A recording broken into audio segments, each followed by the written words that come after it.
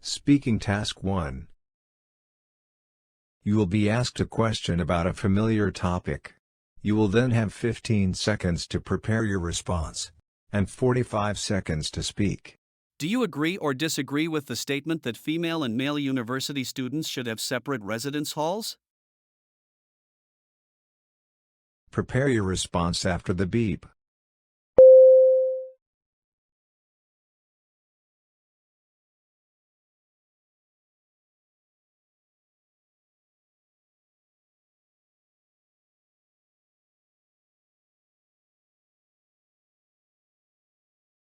Start speaking after the beep. I disagree with the statement that female and male university students should have separate residence halls. I believe that having shared residence halls helps foster a climate of mutual respect and understanding. Co-ed living can serve as a reflection of real-world environments where both genders cohabitate, whether in the context of work or home settings. It also promotes diversity and can contribute to a student's social and emotional development. Furthermore, gender should not be a basis for segregation, but should rather serve as a foundation for acceptance and unity within our society. Therefore, it is essential to encourage mixed-gender residence halls in universities. Speaking Task 2. You will read a short paragraph and then listen to a conversation between two people. You will have 50 seconds to read the paragraph. After, you will get a question about what you read and heard. You will have 30 seconds to prepare your response and then 60 seconds to give it. You have 50 seconds to read. Start reading after the beep.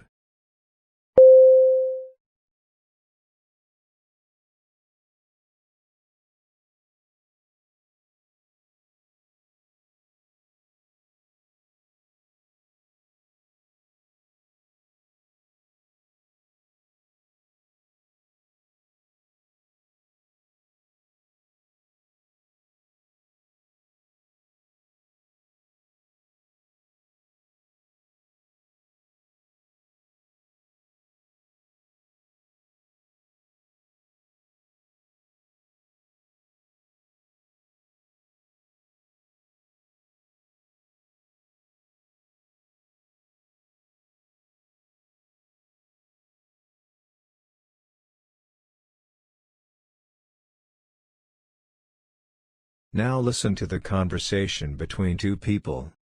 Why are they doing this to us? You're upset about volunteering. Yes, I am. I was able to pass one difficult course thanks to the volunteering I did last semester. I was really hoping that this option will still be available. I was expecting it. So you were doing it in order to help others? I mean, I wanted to help others, of course. The fact I was able to pass a difficult course thanks to the volunteering, that motivated me a lot. So then the students did abuse the system like the administration said. Yeah, we were. I know it helped a lot of my classmates. And do you think that the administration is wrong when they say that students will still come to volunteer? No, I don't think they're wrong. Even though it will not count towards my credit hours, I will still show up. It was a really rewarding experience. Good to know. The man expresses his opinion about the proposal described in the announcement. What does the male student think about volunteering? Prepare your response after the beep.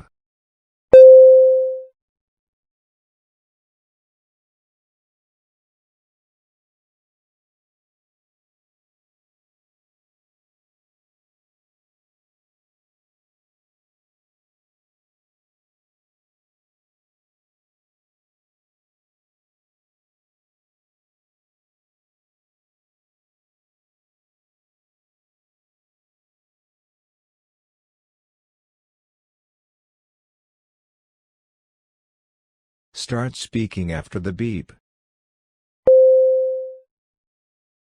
The male student thinks that volunteering is important and beneficial. He expresses disappointment about the change in policy, as he was able to pass a difficult course last semester thanks to his volunteer work. He had hoped that the option to count volunteering towards credit hours would still be available. The female student asks if he only volunteered to pass the course, but he clarifies that while passing the course was a motivator, he also genuinely wanted to help others.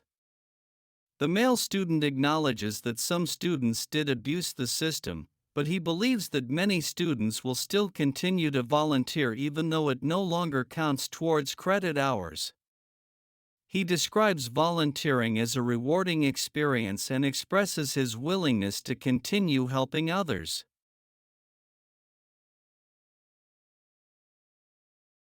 Speaking Task 3.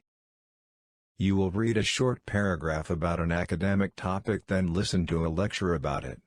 You will have 50 seconds to read the paragraph. After, you will get a question about what you read and heard.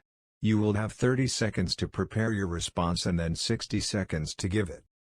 You have 50 seconds to read. Start reading after the beep.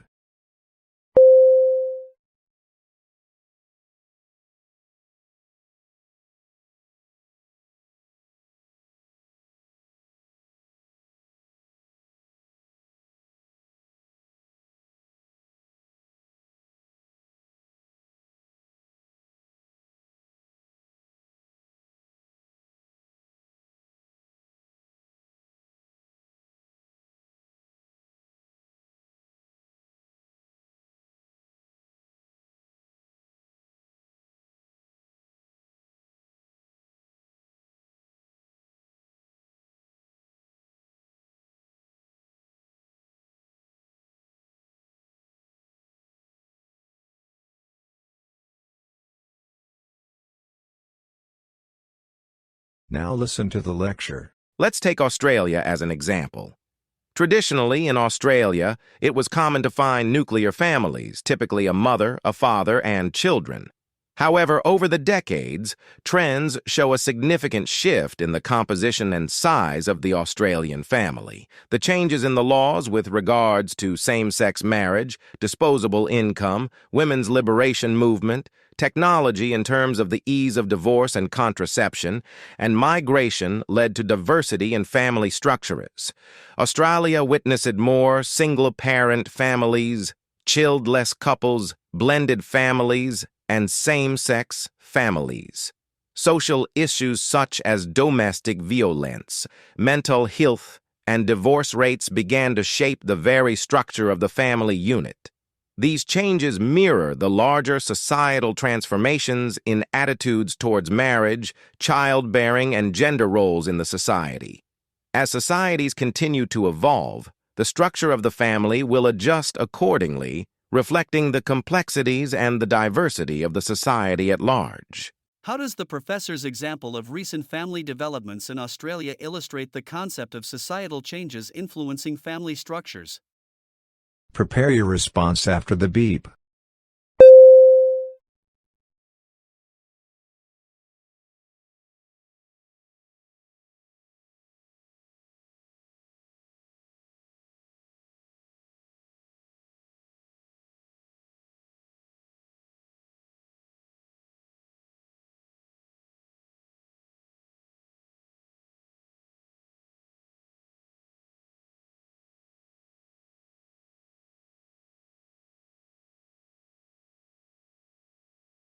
Start speaking after the beep. The professor explains how the family structure in Australia has changed over time due to various societal factors like changes in laws regarding same-sex marriage, women's liberation movement, and technology. These changes have led to diverse family structures such as single-parent families, childless couples, blended families, and same-sex families. This shows that as society evolves, the family unit also adapts to reflect the transformations in attitudes towards marriage, childbearing, and gender roles. The example of Australia demonstrates how societal changes like legal reforms, economic factors, and cultural shifts influence the composition and dynamics of the family, highlighting the interconnection between society and family structures.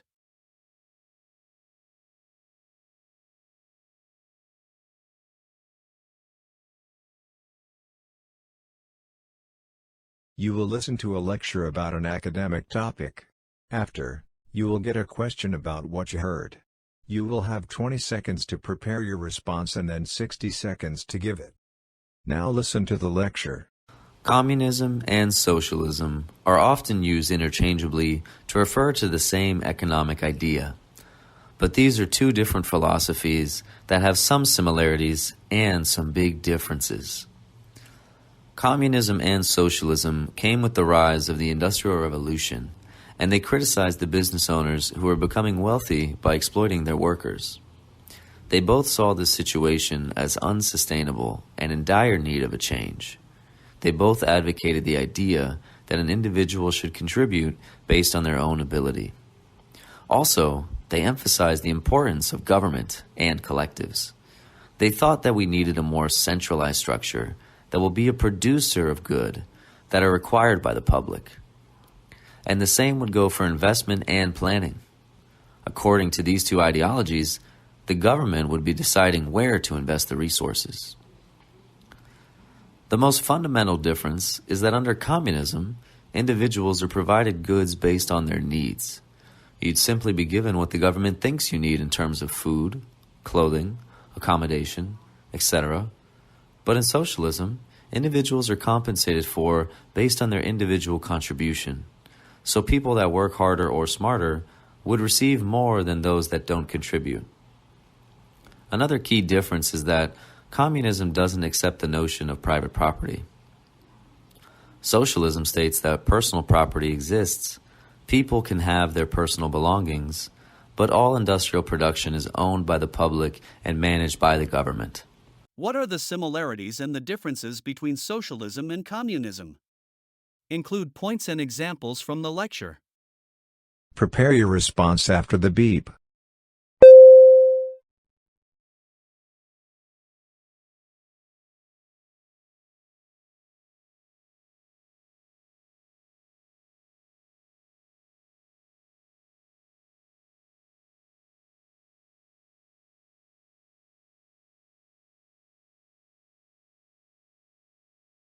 Start speaking after the beep.